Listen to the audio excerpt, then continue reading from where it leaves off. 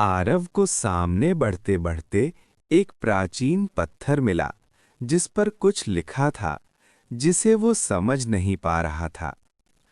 आरव उसे छूने के लिए देख रहा था और उसने उसे छू भी लिया। छूते ही वो गोले सा दिखने वाला दृश्य चमकने लगा और ऊपर उड़ने लगा।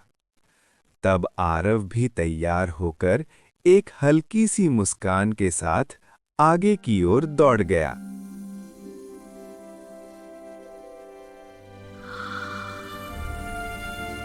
अब दौड़ते दौड़ते आरव एक सुनसान जंगल में आ चुका था, जहां तलवारें जमीन से अपने आप बाहर निकल जाती। जैसे ही आरव चलता, वैसे ही तलवार और बक्से जैसी चीज निकल आती।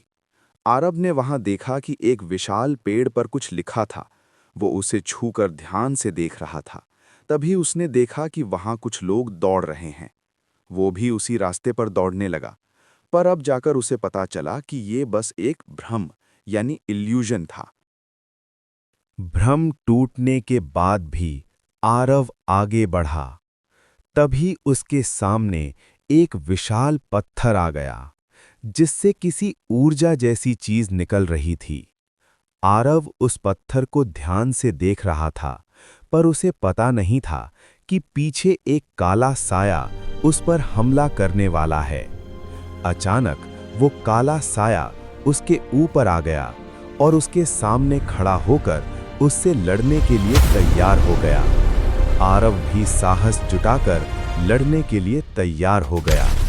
फिर उनका युद्ध शुरू हुआ।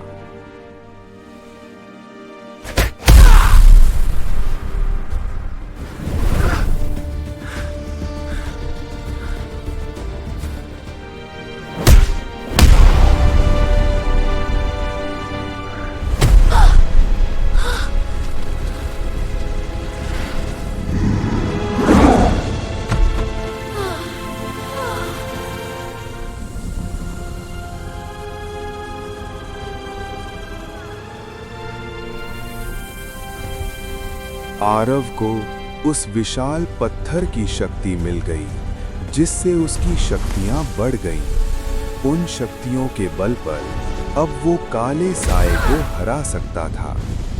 फिर आरव ने अपने आखिरी वार की तैयारी की और काले साए को समाप्त करने के लिए प्रहार किया।